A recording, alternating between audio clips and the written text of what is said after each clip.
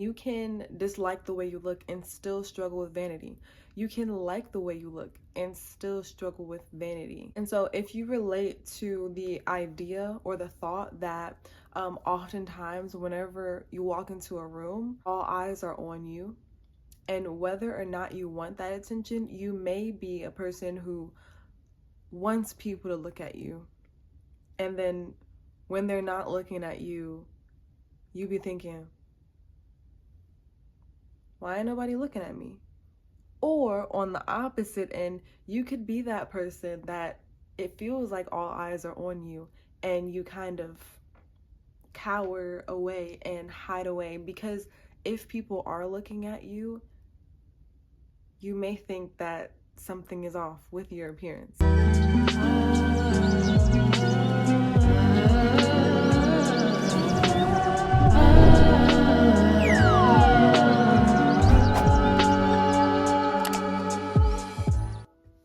Hey y'all, welcome back to Holistic Flow. I am your girl, Lolo, and today I'm going to be talking about a topic that I don't see a lot of people talking about. It is regarding locks and what a lot of people go through during their lock journey that they may not acknowledge a whole bunch, and they may not even notice that this thing changes when you have locks. It's all about this thing called vanity. A lot more people deal with vanity and maybe like have certain struggles with it than are conscious that they have struggles with it. I myself was one of those people, and I didn't realize that I struggled with vanity until I got locks. I realized a whole bunch of changes in the way that I view myself, in the way in which we perceive other people view us. And even though a lot of people say, man, I don't care about what nobody think of me, I don't care how nobody see me, beauty is in the eyes of the beholder. Okay, but still, all of us have people who we love and we care for. Can you also say that their opinion matters to you somewhat, if not a lot, right? Even if it's just we take their opinion into consideration. People's opinions hold some weight in our lives, and it's kind of inevitable. So today I'm going to be talking about vanity and how me having locks, specifically semi-freeform locks, has allowed me to kind of shed off the snake skin of vanity. Before I get into this video, if you are new here to my channel, hello. Here on Holistic Flow, we are creating a safe space, a space for self-love, self-growth, and maturity, and we're taking a journey towards an overall better mind, body, and spirit connection. So if you're with that, go ahead and subscribe to my channel. Turn on your notifications so you know whenever I upload a new video. And if you have done that, thank you so much. And let's get into this video. Alright, so like I said before, vanity is a thing that I think a lot more people struggle with than are conscious of. And so to get a better idea of what vanity is, I have some definitions of both vanity, the noun, and vain, the adjective. So vanity, the noun, is defined as excessive pride in or admiration of one's own appearance or achievements. If I can pull up some of those keywords from that definition, it would be excessive pride of one's own appearance. The main word here is pride, right? Pride is like a weird word because sometimes pride is used in the context that pride is good. You know, some people say, oh, I'm proud of you. I'm so proud that you were able to do that, or I'm proud of myself. Pride a lot of the times is seen as a good thing, but on the contrary, the spirit of pride has a negative connotation, because if you look at the saying that pride always comes before the fall, it's like, okay, well, pride mostly is used in the context of something we should have and we should be glad to have, but then it says that if you have pride, then right after you're gonna fall. Like, what is it? It's a whole paradox.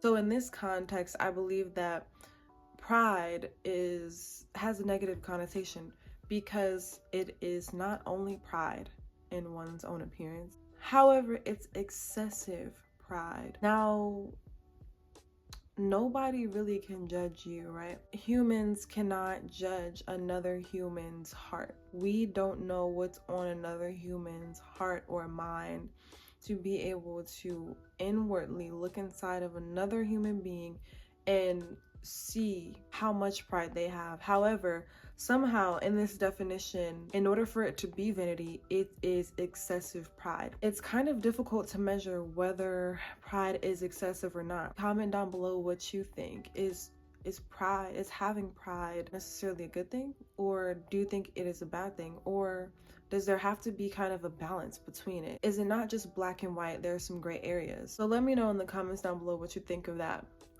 But when we have pride over our appearance and that pride is excessive, the ways in which we think other people view us is heightened.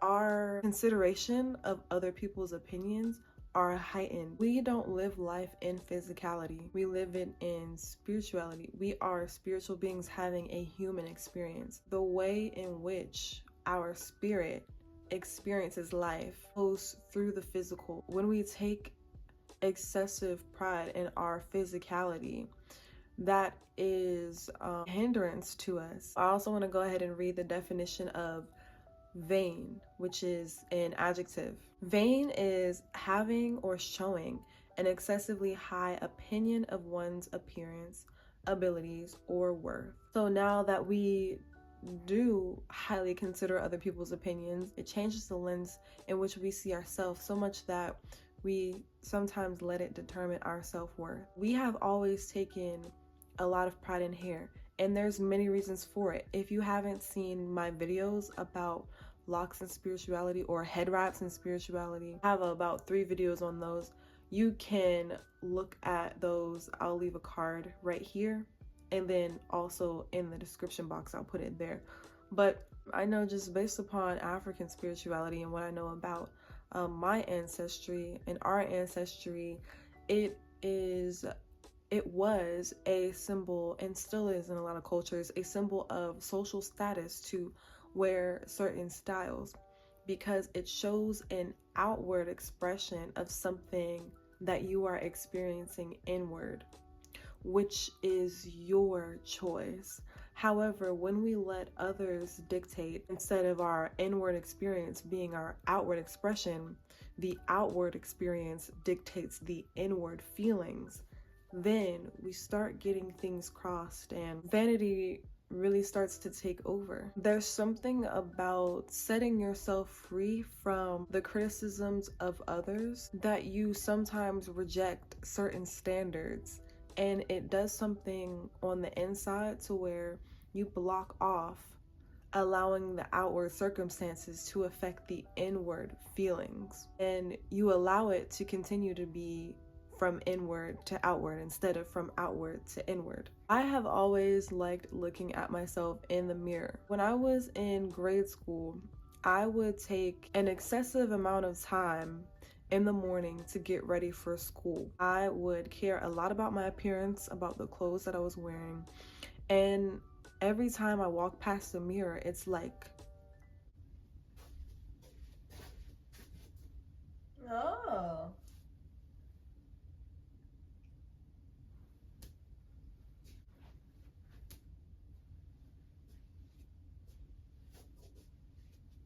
And it was like in the morning times, I would take, like an hour or like an hour and a half just to figure out, what I'm saying, how I was going to do my hair, what I wanted to wear, or even that time just looking at myself. I know that sometimes, some people, it may not seem like a big thing. What's wrong with looking at yourself? I realized recently that just because you struggle with vanity doesn't mean you like the way you look. And that's kind of like the thing that clicked for me when I would be in grade school and when I was a bit younger. And a lot of us, may struggle with self-esteem issues, especially in this day and age.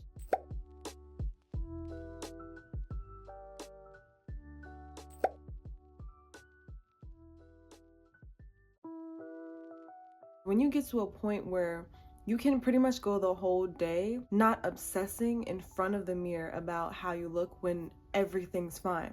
When you can just walk past the mirror and take a quick glance just to make sure, you know what I'm saying, you ain't got no boogers on your nose, and then keep it pushing. That is sometimes a huge step, because the things that we often check ourselves for to be presentable, and when we look in the mirror, we may not even fix anything about our appearance, but we just need to have that reassurance to check, to look, to do a double take. But I realized recently that I have started to set myself free from the spirit of vanity through my locks. And you probably can relate if one of the most obsessed things that you have about yourself is your hair, which for most Black women, it is. You can dislike the way you look and still struggle with vanity. You can like the way you look and still struggle with vanity. If you relate to the idea or the thought that oftentimes whenever you walk into a room, all eyes are on you, and whether or not you want that attention, you may be a person who wants people to look at you, and then when they're not looking at you, you be thinking, why ain't nobody looking at me? Or on the opposite end, you could be that person that it feels like all eyes are on you and you kind of cower away and hide away, because if people are looking at you, you may think that something is off with your appearance. Either way, there is a very, very high regard for how other people, again, the external world, the external factors impacting our internal space and our internal feeling. And anytime that the outer external world is affecting our inward emotions on a day-to-day basis, we can start to call that vanity. And because it is affecting us inwardly, it affects our decisions that we make, our ways in which we perceive our own self. It becomes a spirit of vanity. It affects us spiritually and mentally. So again, as paradoxical as it sounds, when you do care so much about other people's opinions, when you are presentable to society's eye, and then that presentation changes or flips itself into something in which you free yourself from the responses from others, may be the exact thing that sets you free, when it was the responses from others in the first place that created or helped ignite this spirit called vanity. But the reason why it is locks that set me free from vanity is because hair is something that I held the highest regard of, and I still do. But now the difference is that it's more spiritual than physical. When we hold something in a high regard and it's physical to us, it's materialistic. But when we hold something to high regard and we regard it spiritually, it's because it brings us joy in the inside. Because spirituality is based upon how you feel on the inside and how you choose to feel about it. And then the inward feelings will express or manifest themselves physically by freedom. So if you have locks, whether they be manicured locks, semi-freeform locks, freeform locks, or any other type of locks, and you've noticed this about your journey, or maybe this video has awakened something in you that you may not have even been aware of, leave me a comment down below. Let me know what you think of it, and where are you on this journey of being more aware of the spirit of vanity? What may you become more conscious of to fight off the spirit of vanity? Let me know in the comments down below.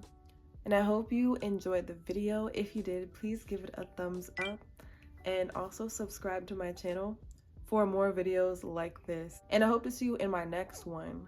But until then, I'm sending peace your way, love your way, and joy to you, your family, and your friends. All right, y'all.